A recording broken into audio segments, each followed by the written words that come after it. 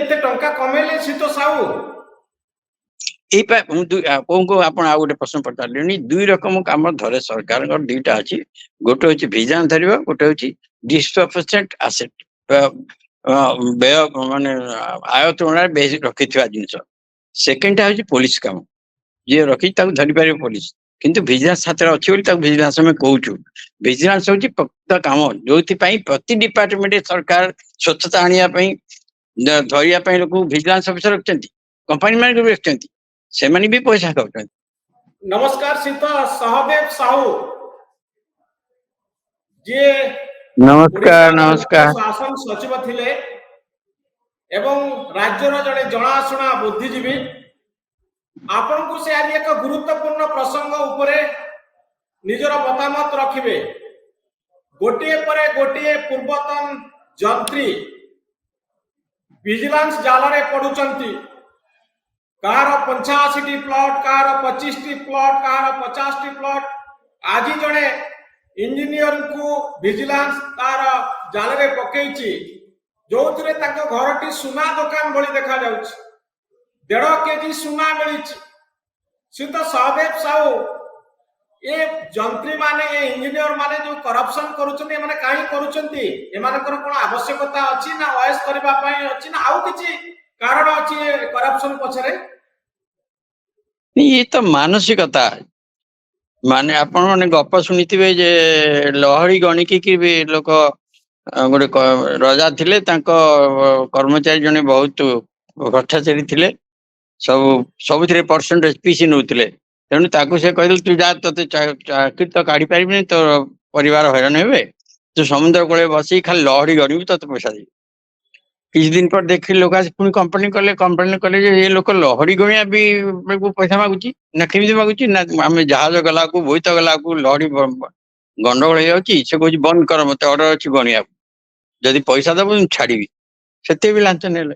ତା ଲହରୀ ଗଣିକି ବ୍ୟବସାୟୀ ଜଣେ ଗୋଟେ ବ୍ୟକ୍ତି ହିସାବରେ କହିହବନି, ଜାତି ହିସାବରେ କହିହେବେ। ସେମିତି ଆମ ରାଜ୍ୟରେ ଯୋଉମାନଙ୍କର ମାନସିକତା ଅଛି ଖାଇବାର, ତାକୁ ଯୋଉ ପୋଷ୍ଟ ରଖିଲେ ସେ ଖାଇବ। କିନ୍ତୁ ଗୋଟେ ଗୋଟେ ପୋଷ୍ଟରେ ବହୁତ ମହୁ ଝରିଲା ଭଳିଆ ପୋଷ୍ଟ ଅଛି, ଯେମିତି କୋଟି କୋଟି ଟଙ୍କା ଖର୍ଚ୍ଚ ହବ, ତାର ସେ ହଉଛି ସର୍ଭେଣ୍ଟଟା। ସେ ଉଠି ଉଠି ପ୍ରତ୍ୟେକ ଜାଗାରେ ଯାଇଥିବେ ଆଷ୍ଟାଣି ଜଣୁଛି। ଆପଣ ଏ ତ ଗୋଟେ ଯେମିତି ସରକାରୀ ଡାକ୍ତର ମାନେ ନିଜେ ଲୁଚେଇକି ସବୁ ପଇସା ନେଉଛନ୍ତି, ଏମିତି ସେମିତି ଏମାନେ ବି ଲୁଚେଇ ନେଉଛନ୍ତି, ଯେମିତି ଡିଏଫଓ ମାନେ ଲୁଚେଇକି ପଇସା ନେଉଛନ୍ତି। ଶୀତ ସାହୁ, ନେତାଙ୍କ ପାଇଁ ଏମାନେ କରପ୍ସନ କରନ୍ତି ନା କଣ ପାଇଁ କରପ୍ସନ କରନ୍ତି? ଟିକେ ବଡ ପାଟିରେ କହିବେ। ନେତାଙ୍କ ଯୋଗୁ କରପ୍ସନ କରନ୍ତି। ସବୁଥିରେ ନେତା ମାନେ ଯଦି ସାହାଯ୍ୟ ନ କରିବେ, ଏମାନେ ସେଇ ଜାଗାରେ ରହିବେ କି ସବୁଦିନ? ପୁଣି ଯେ ଖାଉଥିଲେ, ଆପଣ ଗୋଟେ ଉଦାହରଣ ଦେବି, ଆପଣ ରସୁଲଗଡ ଯୋଉ ପୋଲ ଭାଙ୍ଗିଲା, ସେ ଯୋଉ ଥିଲେ ଚିଫ ଇଞ୍ଜିନିୟର, ଚିଫ ସେକ୍ରେଟାରୀ ଦିଆଡୁ ଥିଲେ, ଥରେ ଧରା ପଡିଲେ ତାକୁ ନୋଟିସ ଦିଆଗଲା ଯେ ଯଦି ଆଉ ଜଣକୁ କାଢିବା ତାଙ୍କ ଦୋଷ ଯୋଗୁ, ଯଦି କଣ୍ଟ୍ରାକ୍ଟ ବଦଳେଇବା, ତାହେଲେ ସେ ନୂଆ କରିକି ଆମକୁ ଦବାକୁ ପଡିବ କଣ୍ଟ୍ରାକ୍ଟ, ନୂଆ କରି ସବୁ ଆଉ ଥରେ ଟାଇମ ନବ, ସବୁ ବହୁତ ଖର୍ଚ୍ଚ ହେଇଯିବ, ଡେରିରେ ଧରିବ। ତେଣୁ ପାଣ୍ଡିଆନ ଦସ୍ତଖତ କରିନେଲେ ନବୀନ ପଟ୍ଟନାୟକ ଯେ ସେଇ ଲୋକ ରହିବ, ସେଇ କଣ୍ଟ୍ରାକ୍ଟ ରହିଲା। ଇଏ ନୋଟରେ ଦସ୍ତଖତ କଲେ କିଏ? ଯେତେବେଳେ ପ୍ରଧାନ ଥିଲେ। ତାପରେ ଆଉ ଥରେ ଭାଙ୍ଗିଲା, ପୁଣି ଆଉ ଥରେ 3 ଥର ଭାଙ୍ଗିଛି, ଆପଣ ଦେଖିଥିବେ ସେ ରସୁଲଗଡ ପୋଲ। ତାପରେ ତାଙ୍କୁ ଏମପି ପୋଷ୍ଟ ଦିଆଗଲା, ଏମପି ପ୍ରାର୍ଥୀ ହେଲେ, ସେଥିରେ ହାରିଲେ, ଏବେ କଣ ଏମଏଲଏ ହେଇଛନ୍ତି। ଯେ ଏମିତି ସବୁ ଯେ ରାଜନୈତିକ ଶ୍ରଦ୍ଧାବତ କୁହାଯିବ, ରାଜନୈତିକ ପୃଷ୍ଠପୋଷକତା ନଥିବ, ସେମାନେ ଆଉ ଯୋଉମାନେ ଖାଉଛନ୍ତି ଖାଇ ପାରିବେନି। ଉପରୁ ଝରେ ଏଗୁଡା ସବୁ। ଇଞ୍ଜିନିୟର ମାନେ, ବ୍ୟୁରୋକ୍ରାଟ ମାନେ କରପ୍ସନ କରନ୍ତି ଚାନ୍ଦା ଦବା ପାଇଁ, ନେତାଙ୍କୁ ସାହାଯ୍ୟ କରିବା ପାଇଁ। ନେତା ମାନେ ଚାହାନ୍ତି ମାନେ କରପ୍ସନ କରନ୍ତୁ, ନହେଲେ ସେ କେମିତି ପାଇବେ? ଆପଣ ଟଙ୍କା କାରବାର ହୁଏ ସବୁ ଅଫିସର ମାନଙ୍କ ଜରିଆରେ, ଫାଇଲ ପତ୍ର ମୁଭମେଣ୍ଟ ହୁଏ ସବୁ ଅଫିସରଙ୍କ ଜରିଆରେ। ଯଦି ଅଫିସର ନ କରିବ, ମନ୍ତ୍ରୀ ପାଖକୁ ସେଠି ନୋଟ ନ ପଡେ, ମନ୍ତ୍ରୀ ଖାଇବେ କେମିତି? ମନ୍ତ୍ରୀ ତ ନିଜେ ନୋଟ ଦିଅନ୍ତିନି, ହଁ କରନ୍ତି ନାହିଁ କରନ୍ତି, ନହେଲେ ମନ୍ତବ୍ୟଟି ଦିଅନ୍ତି ନୋଟ ଉପରେ, ସେଇଟା ସରକାରୀ ଆଦର୍ଶ ହୁଏ। କିନ୍ତୁ ଏତିକ କରିବା ପାଇଁ ବେଳେ ବେଳେ ଫାଇଲଟାକୁ ଡାକିକି ସରକାରୀ ଅଫିସର କହନ୍ତି, ତୁ ଏମିତି ଲେଖନା, ବଦଳେଇକି ଲେଖ, ବଦଳେଇ ଦେବେ।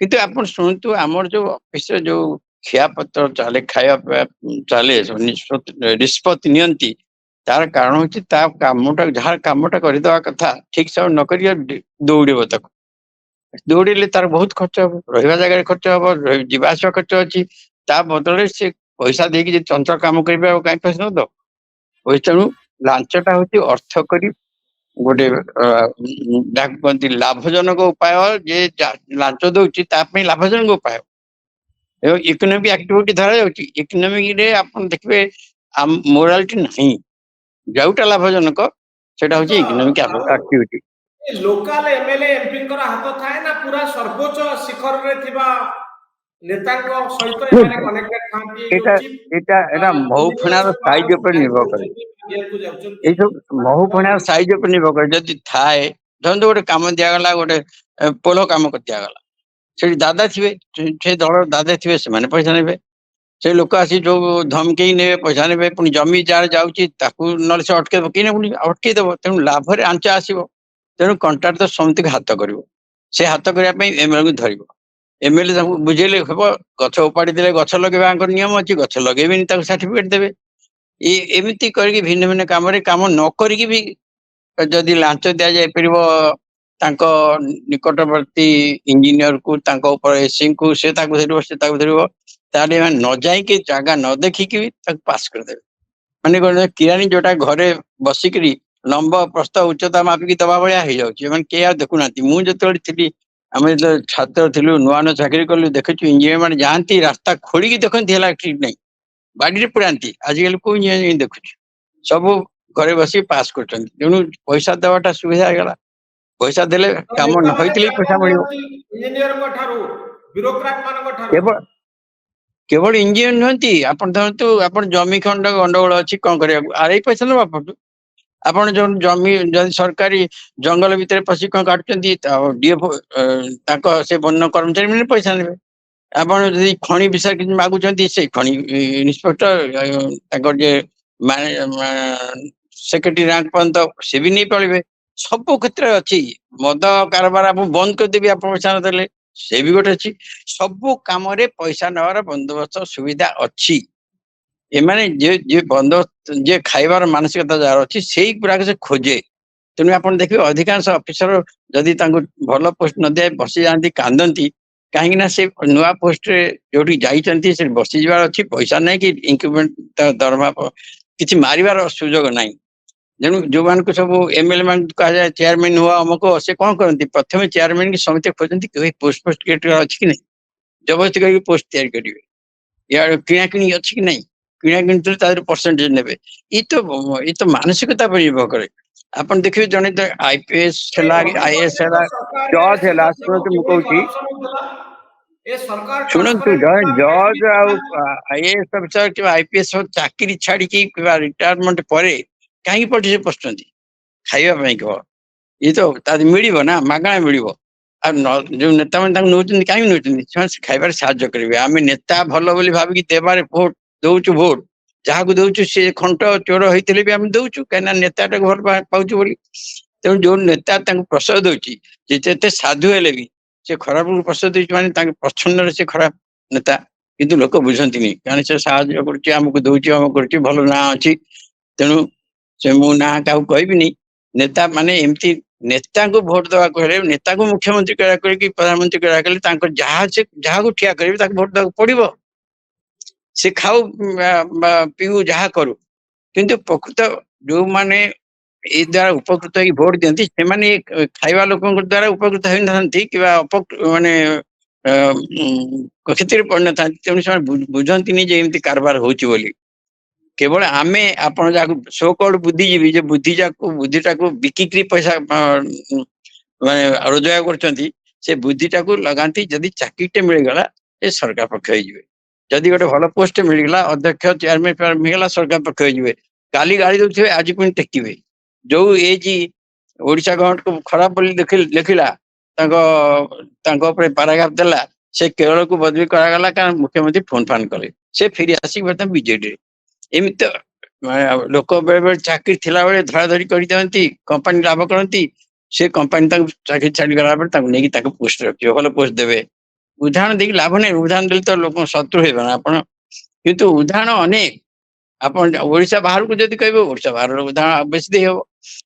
जदि जने मुख्यमंत्री की प्रधानमंत्री नवीन पट्टनायक सरकार रे ये दुर्नीति सब केमती होतला 5T थिला 5T डिपार्टमेंट रे श्रीत पांड्यान थिले हुआ जाउतला सरकार रे स्वच्छता अछि एते सब इंजीनियर ए माने केमती 5T समय एते एते बड़ करप्शन कले एते एते प्लॉट किनले एते स्टाफ किनले स्वच्छता माने समस्त जानी हो आपण सांबादिक मान को सेक्रेटरीट पछोड़ नथिले जहा आपण प्रेस नोट सेटा संवाद क्योंकि स्वच्छता रहला कि आपण प्रश्न करने अधिकार नथिला जे आपण कोन करचंदी हेलिकॉप्टर केमती आछि आपण के देला ताकू जे उत्तर देले आपण पुलिस जाई धरिबो आपण किंतु फल पचारिबे स्वच्छता कोठी आसीबो स्वाधीनता नहीं तो स्वच्छता नहीं जे प्रश्न करूची जे संदेह करूची तार स्वाधीनता नहीं जे शासन करूची तार कहीं स्वच्छता रहबो से समझ डरी मरिबो ना जे हुए शासक दल राजनीतिक राजनेता होती से पुलिस को हाथ करती पुलिस तो अस्त्र ना आईन श्रृंखलार अस्त्र होची पुलिस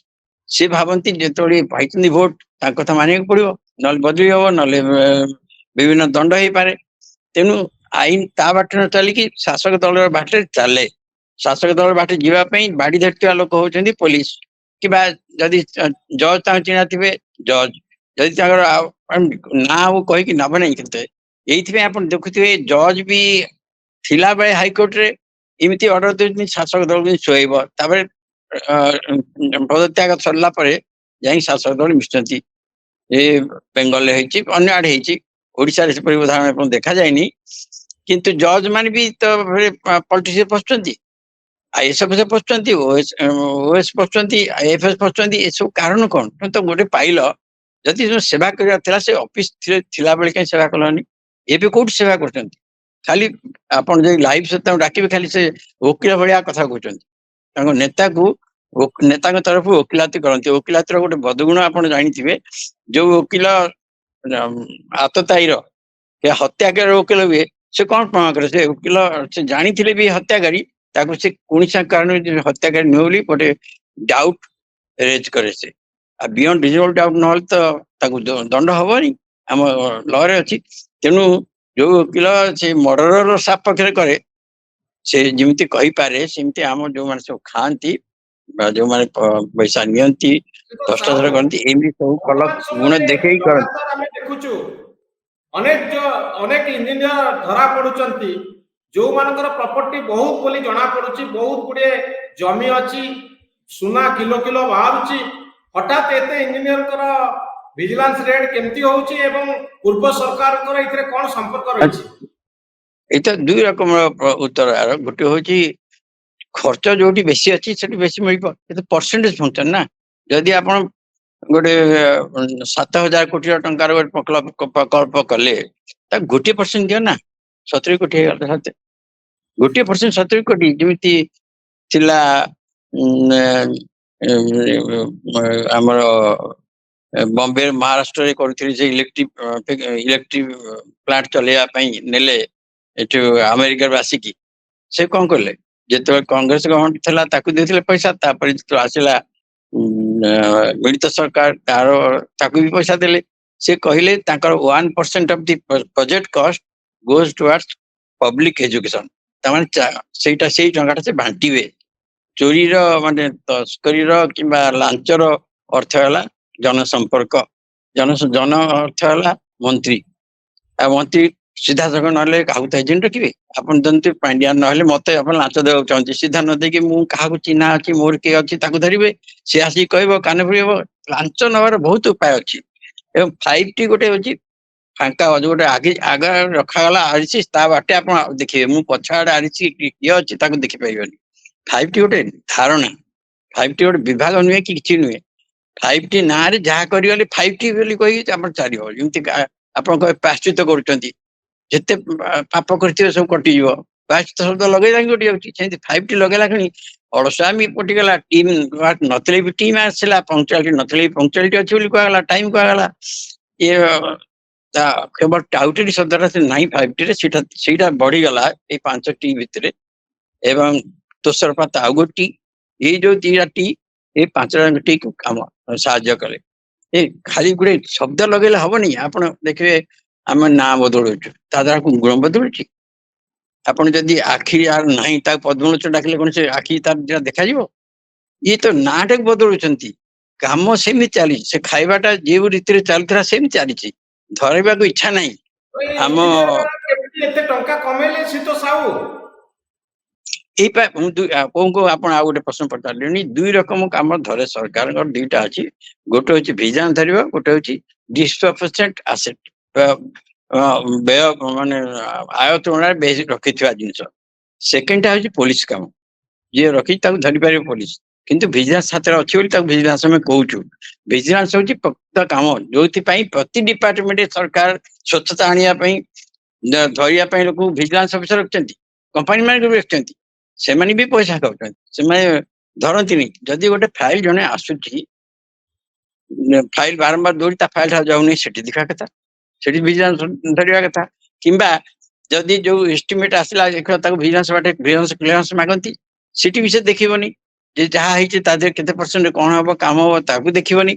ତେଣୁ ଭିଜିଲାନ୍ସ ଥାଇକି ଯଦି ଦେଖୁନାହାନ୍ତି, ପରବର୍ତ୍ତୀ କାଳେ ଧୀରେ ଧୀରେ ଧୀରେ ଯେତେବେଳେ 5 ଟଙ୍କା ଖାଇଲା ଧରିନାହାନ୍ତି, 10 ଟଙ୍କା ବେଳେ ଧରିବେନି, 20 ଟଙ୍କା ଧରିବେନି, ସୁନା ଦୋକାନ ପୁରା ହେଲା ପରେ ଧରିବେ ଯାଇକି।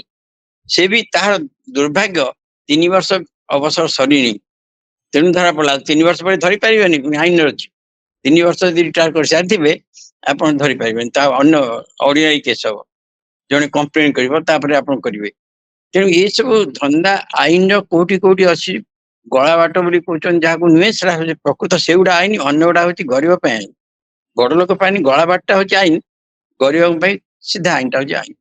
ତେଣୁ ଯୋଉମାନେ ହଇରାଣ କରିବାକୁ ଚାହାନ୍ତି, ହଇରାଣ କରିବା ଇଚ୍ଛା ଥିବ, ସେ ହଇରାଣ କରିବା ଇଚ୍ଛା ମୂଳରେ ଥାଏ ପଇସା ନେବା। ଜଣେ ଆସିଲା, ତାକୁ ଯେ କାମଟା ସାଙ୍ଗେ ସାଙ୍ଗେ ନ କରିବ, 3 ଦିନ ଭିତରେ ତାକୁ ଉତ୍ତର ନଦବ, ତାକୁ ଯେତେ ଜନଶୁଣାଣି କଲେ ଗ୍ରିଭାନ୍ସେଲ କଲେ କଣ ଲାଭ? ଯଦି ମୁଖ୍ୟମନ୍ତ୍ରୀ ଜଣକୁ ଦେଖିଲେ ଜଣେ ଆସି କମ୍ପ୍ଲେନ କରୁଛି, ଆର୍ଆଇ ମତେ ପଟ୍ଟା ଦଉନି ଆଜି ପର୍ଯ୍ୟନ୍ତ, 3 ଦିନ ଦବା କଥା। ତ ନିୟମ କରିଛ, ସର୍ଭିସେସ ଆକ୍ଟ କରିଛ, ଦେଇନି ମାନେ ସେଠି ଚିଫ ମିନିଷ୍ଟର ଅର୍ଡର କରନ୍ତି ସେ ଆର୍ଆଇ କୁ ସସ୍ପେଣ୍ଡ କର ଅନଟିଲ ପ୍ରପର ଅର୍ଡର। ଇଏ କରିଦେବେ କଣ ନା କଲେକ୍ଟର ଇନକ୍ୱାରି କରିବେ କୋଉଠି କଣ ଅଛି, ଏମିତି ହେଇକି ସବୁ ଭୁଲିଯିବେ, ପୁଣି ଆସିବ ଯୋଉ କଥା ସେ କଥା। ଯେ ଦଣ୍ଡ ତ୍ୱରିତ ଏବଂ ତତ୍କ୍ଷଣାତ ନହେଲେ ଏମିତି ଆକୁମୁଲେଟ ହବ। ମାନେ ଆଉ ସେ ତ ଲାଲଚାନ୍ଦ ଭଳିଆ ଦୋକାନ ଏମାନେ କରି ପକେଇବେ, ସବୁ ଆଙ୍କ ଘରେ ସବୁ ହବ। ଏତେ ଜମା କରିବା ପାଇଁ ତାଙ୍କୁ 30 ବର୍ଷ ସମୟ ଲାଗିଥିବ। ଆସିଷ୍ଟାଣ୍ଟ ଜେନେରାଲ ଖାଇଥିବେ, ଏକ୍ଜିକ୍ୟୁଟିଭ ଖାଇଥିବେ, ସବଅର୍ଡିନେଟ ଖାଇଥିବେ। ଆଉ ଯେତେବେଳେ ଉପରକୁ ଗଲା ସେ ଆପେ ପରସେଣ୍ଟେଜ ମିଳେ ନା, ତଳ ବାଲା ତ ପରସେଣ୍ଟେଜ ଦେବେ। ଜାନୁଆରୀ ପହିଲାରେ ଦେବେ, ଦଶହରାରେ ଦେବେ, ଗଣେଶ ପୂଜାରେ ଦେବେ, ସବୁ ଭିନ୍ନ ଭିନ୍ନ ଅକେଜନ ଦେବେ। ତା ଛଡା ପ୍ରତ୍ୟେକ ବିଟ୍ ପକେଇଲା ବେଳେ ତା ସାଙ୍ଗେ ନୋଟ ଦେବେ, ନହେଲେ ବିଟ୍ ଦେଖାଯିବନି। ଏବେ ଆପଣ ଡିଭିଜନାଲ ଆକାଉଣ୍ଟାଣ୍ଟ ଅଫିସ ଯାଆନ୍ତୁ, ତାଙ୍କ ଗୋଟେ ଥିବ ବାକ୍ସ ଥିବ, ଯୋଉଥିରେ ଆପଣ ପକେଇବେ ଆପଣଙ୍କ ବିଟ୍, ସେ ବିଟ୍ ସାଙ୍ଗେ ନୋଟ ଲଗା ହେଇଥାଏ, ପକାଯାଏ ସେମିତି। ସେ ତାକୁ ଦେଖି ଆର୍ଆଇ ମାନେ କଲେଣି, ତୁମେ ଯଦି କିଛି ମ୍ୟୁଟେସନ କରାର ଅଛି ତା ସାଙ୍ଗେ ନୋଟ ଦିଅ। ସେ ଫରେଷ୍ଟ ବାଲା କହୁଛନ୍ତି ତୁମେ ଯଦି କାଠ କାଟୁଛ ପଇସା ଦିଅ, ନହେଲେ ତୁମେ କେସ୍ କରିଦେବି। ଏଇସବୁ ବେଆଇନ କାମକୁ ପ୍ରଶ୍ରୟ ଦେଲେ ପଇସାଟା ମିଳେ। ତେଣୁ ବେଆଇନ କାମକୁ ଧରିବା ବାଲା ଲୋକ ବେଆଇନ କାମର ଉଦ୍ରେକ କରନ୍ତି। ଯଦି ଆପଣ ଆର୍ଆଇ ଅଛନ୍ତି ତ ଇନକୋର୍ଟ ହେଲା ବେଳେ ଧରିବା କଥା, ଇନକୋର୍ଟ ସରିଗଲା ପରେ ତାକୁ ଭାଙ୍ଗିବାକୁ ଯିବାକୁ ପୁଣି ତ ବହୁତ ପଇସା ଖର୍ଚ୍ଚ ହବ ନା, ତାର ତ ଆସିଯିବ, ରାଇଟ ଆସିଯିବ। ଯେହେତୁ ତାକୁ ଭାଙ୍ଗିଲନି, ଭାଙ୍ଗିଲା ବେଳେ ସେ ତ ରାଇଟ ଆସିଗଲା, ଘର କରିବ, କୋର୍ଟକୁ ଯିବ। କିନ୍ତୁ ଯେତେବେଳେ ମାଡି ବସା ଜମି କାହିଁକି ସେ ଆର୍ଆଇ ଧରୁନି? ମ୍ୟୁଟେସନ ମାନୁଆଲ ଲେଖା ହେଇଛି ଆର୍ଆଇ ର ଡ୍ୟୁଟି ହଉଛି ଦେଖେଇବା କୋଉଠି କିଏ ମାଡି ବସିଲା, କୋଉଠି ଏନକ୍ରୋଚ କଲା। ସେମିତି ଫରେଷ୍ଟ ଡିପାର୍ଟମେଣ୍ଟ ସେଇ ହଉଛି ନିୟମ। ଇନ୍ସପେକ୍ଟର ମାଇନ୍ସ ର ନିୟମ ହଉଛି କିଏ କୋଉଠି ଅଧିକା ମାରିଗଲା, ଯେତିକି ଟର୍ନ ନବା କଥା ତାର ବେଶୀ ନେଲାନି। ଆମର ଆଇଏଏସ୍ ଅଫିସରଙ୍କ ତରଫରୁ କହିବି, ତଳ ଅଫିସର ତାର ଇନକ୍ରିମେଣ୍ଟ ପାଇବା ଅଛି, ଯୋଉଥିରେ ପାଇବା କଥା କାହିଁକି ଦଉନା? ସେ କାହିଁକି ତୁମକୁ ଦୌଡିବ? ତାର ପେନସନ ପାଇବା ଅଛି, ସେ କାହିଁକି ତୁମ ପାଖକୁ ଦୌଡିବ? ସେଠି କିରାନୀ ଉପରେ ନିର୍ଭର କରୁଥିବ, ଯୋଉ ସେଠି ପଇସା ନେବ କିରାନୀ ଉପରେ। କିରାନୀ ଯଦି 1,00,000 ପାଇଲା ତାକୁ 25,000 ତାଙ୍କୁ ଦେଇଦେଲା, କି 50,000 ଦେଇଦେଲା। ସେ କହିବ ତ ସାର୍ କହୁଛନ୍ତି ପଇସା ତ ହବନି। କୋର୍ଟରେ ବି ଏମିତି ହେଉଛି ଆଜିକାଲି। ସେ ପେସ୍କାର କହିବ ଆମକୁ ଏତିକି ଦେଲେ ଆପଣଙ୍କ କେସ୍ ଜଲ୍ଦି ହବ, ନହେଲେ ପଡିବନି। ସବୁବେଳେ ଆପଣଙ୍କ ନାଁଟା ସବୁ ତଳେ ଥିବ। ପେସ୍କାର ପଇସା ନେଲା ପରେ ଆପଣଙ୍କ ନାଁଟା ଉପରକୁ ଆସିବନି। 50ଟା କେସ୍ ଅଛି, ସେ ଦିନକ ଭିତରେ କଣ ଜଜ ଶୁଣିପାରିବ? ତେଣୁ ସେ ତଳେ ରଖିଦେଇଥିବ। ସେ ପୁଣି ଆଉଥରେ ପଡିଲା, ପୁଣି 6 ମାସ ପରେ ଆଉଥରେ ଶୁଣାଯିବ। ଏମିତି ଧନ୍ଦା କରିବାର ବହୁତ ଅଛି। ତାର ପ୍ରକୃତ ଉପାୟ ହଉଛି, ସବୁଠୁ ସହଜ ଉପାୟ ହଉଛି ତାହା ରୁମ ରେ ବସି ତାକୁ ମାଗିବା। କୋଉ କୋଉ କେତେ ଦାୟିତ୍ୱ ଅଛି ଆଗରୁ ଥିଲା, ଆମ ଫର୍ଟନାଇଟଲି ରିଭ୍ୟୁ ଥିଲା, 15 ଦିନ ଥରେ ଦେଖିବା କେତେ କେସ ବାକି ଅଛି, କାହିଁ ସାରୁନା। ଏବେ ହଉନି, କିଏ ତ ଯାଉନାହାନ୍ତି, ସବୁ ତ ମନ୍ତ୍ରୀ ପଛରେ ଗୋଡଉଛନ୍ତି। ମନ୍ତ୍ରୀ ମାନେ କହୁଛନ୍ତି ଅଫିସ ତାଙ୍କ ସାଙ୍ଗରେ ନଗଲେ ତାଙ୍କର ଯେମିତି ମନ୍ତ୍ରିତ୍ୱ ନାହିଁ, ଏମିତି ହଉଛି ନା। ଆପଣ ମନ୍ତ୍ରୀ ତ ଆଗ କାମ ଯିବେ, ଅଫିସର ଗୁଡିକ କାହିଁ ତାଙ୍କ ପଛରେ ଗୋଡଉଛନ୍ତି? ସେଇଠିକା ଅଫିସର ଦରକାର। ଏ ସବୁ କାମ ଦାମ ବନ୍ଦ କରି ସବୁ ଗୋଡଉଛନ୍ତି। ଏଇ ଯୋଉ ଆପଣ ଶୁଣା ହଉଛି, ଶୁଣାଣି ହଉଛି, ଏତେ ଅଫିସର ଦେଖନ୍ତୁ ତ ଫଟୋରେ, ଆପଣ ଦେଖନ୍ତୁ କେତେ ଅଫିସର ବସିଥିବେ, ସବୁ ସାହାଯ୍ୟ କରୁଥିବେ, ଏ ଟିପୁଥିବ ସେ ଟିପୁଥିବ। ମୁଖ୍ୟମନ୍ତ୍ରୀ ଆସିବେ, ଲୋକ ସବୁ ଆସିକି ତ ସମୟ କଟେଇବେ, ପଇସା କଟେଇବେ ସବୁ। ଇ ତ ସିଧା ସେ ଦବ। ଆପଣ ଆଜିକାଲି ତ ସିଧା ହେଇଗଲାଣି, 20 ଥର କାଗଜ ବାହାରି ପଡିଲା ଆପଣ କମ୍ପ୍ୟୁଟରରେ, ତାକୁ ଲେଖିଲେ ସେ ଏହା କହିଛି, ତାକୁ ସାଙ୍ଗେ ସାଙ୍ଗେ ଉତ୍ତର ଦେଉଣା। ଆଉ ଜଣେ ବୁଝଉଛି କଣ? ନିଜେ ପଢିପାରିବନି ତ କେମିତି ଆମକୁ ଶୁଣାଣି କରିବେ କାହାର ଅଭିଯୋଗ? ଅଭିଯୋଗ ଯଦି ମୁଁ ବୁଝି ପାରିଲିନି, ଆଉ ଜଣେ ମତେ ବୁଝଉଛି, ସେଇଠି ଅଭିଯୋଗ ଶୁଣାଣି ହୁଏ ନାହିଁ। ପଢିଦବ ସେ କଣ କହୁଛି। ଯେ କହୁଛି ମୋର ଜମି ଆଉ ଜଣେ ମାଡି ବସିଛି, ତାକୁ ଡାକିଲେ ଦଉନି, ପୋଲିସ ପଇସା ମାଗୁଛି। ସେଇଠି ସେ ଥାନାକୁ ଏବଂ ତହସିଲଦାରକୁ ନୋଟିସ ଦେବା କଥା। ତାକୁ ନ କରିକି ଯଦି ଆପଣ କଲେକ୍ଟରକୁ ପଠେଇବେ, ତାକୁ ଦେଖ କଲେକ୍ଟର କଣ ସବୁ କାମ ଗୁଡା ଏଇଆ ଦେଖୁଥିବ, ସେ ବି ଡେରି କରିବ। ଜଣେ ସ୍କୁଲର ଚାହୁଁଛି ତାର ରିକଗ୍ନିସନ ଚାହୁଁଛି, ଇଏ କହିଦେବେ ଫୋନ, ଆପଣ ଆଜିକାଲି ସବୁ ହେଇଯାଇଛି, ଇଣ୍ଟରନେଟ ହବ, ସାଙ୍ଗେ ସାଙ୍ଗେ କହିବେ ଆଜି ତ ଫୋନ, ଆଜି ତ ଏଇଟା ୱେବସାଇଟ କାମ କରୁନି। ଯଦି ପଇସା ଦେବେ ୱେବସାଇଟ କାମ କରିବ। ତାପରେ ଯଦି ସେ ୱେବସାଇଟ କାମ କଲା, ଯଦି ପଇସା ନେଲେ, ତା ଦେଖ ସେ ଦେହ ଖରାପ ଅଛି, ସେ ଆଜି ସେ କ୍ଲର୍କ ଆସୁନି, ଚିଫ ଜିଓ କହିଦେବେ। ତେଣୁ ସେଦିନ ଆପଣ ନେବେ। ଏମିତି ଗୁଡେ କାମ କରିବେ, ଏତେ ଥର ଆପଣ ଦୌଡ଼ିବେ ଯେ ବାଧ୍ୟ ହେଇ ସେତେବେଳେ ଭାବିବେ ପଇସା ଦେଲେ ସଞ୍ଚୟ ହେଇଯାଇଥାନ୍ତା, ମୁଁ କି ବୋକା କରି। ମୋ ଉଦାହରଣ ଦେବି, ମୁଁ ଯେତେବେଳେ ପେନସନ ପାଇଲି, ଡେରି ହେଲାଣି, ଡେରି ହେଲା, ସବୁ ଦସ୍ତଖତ ହେଇଗଲା, କିନ୍ତୁ କ୍ଲର୍କ ପାଖକୁ ପଠେଇଲି ମୋ ଷ୍ଟେନୋ। ସେ ଷ୍ଟେନୋ କହିଲା 5,000 ଟଙ୍କା ଦିଅ, ନେଇଯିବ ତୁମର ଡ୍ରାଫ୍ଟଟା। ମୁଁ କହିଲି ଜମା ଦେବନି, ତାକୁ ମନା କଲି। ସେ ଆଉ ଥରେ ଗଲା, ସେ କୋଉଠି ରଖିଦେଇଛି ମୁଁ ପାଉନି। ବାଧ୍ୟ ହେଇକି 3 ମାସ ଗଲେ ତ ଆପଣ ଡ୍ରାଫ୍ଟଟା କାଟି ପାରିବେନି। ତେଣୁ ଯାଇକି ବସିଲି ୟା ପାଖରେ, ଟ୍ରେଜେରୀ ଅଫିସର ପାଖରେ, ମତେ ସାଙ୍ଗେ ସାଙ୍ଗେ ଦେଲା। ମୁଁ ପଳେଇ ଆସି ଘରେ ପହଞ୍ଚିଲା ବେଳକୁ ମତେ ଷ୍ଟେନୋ କହୁଛି ସାର୍ ଫୋନ ଆସିଥିଲା। ମୁଁ କଣ ଫୋନ ଆସିଥିଲା? ସେ କହିଲା ତମ ସାର୍ଙ୍କୁ କୁହ ମୁଁ 5,000 ମାଗିଲି ଦେଲେନି, ତାଙ୍କ ସୁଧ ବାବଦକୁ 21,000 କଟିଗଲା। 3 ମାସ ତ ଡ୍ର କରିପାରିଲେନି, 3 ମାସ ପଇସା ଗଲା। ତେଣୁ ଲାଞ୍ଚ ଦେବାଟା ଗୋଟେ ଇକୋନୋମିକ ଆକ୍ଟିଭିଟି। ମୁଁ ଯଦି ଦେଇଥାନ୍ତି 5,000 ଲାଞ୍ଚ, ମୁଁ ଘଟିଥିଲା ବୋଲି ମୁଁ ତ 75th year of anniversary of age ଅଫିସରେ ମୁଁ ଥିଲି, ଗଭର୍ଣ୍ଣର ଥିଲେ ଚିଫ ଗେଷ୍ଟ, ମୁଁ ଥିଲି ସ୍ପିକର, ସେଥିରେ ଏଇଟା କହିଛି।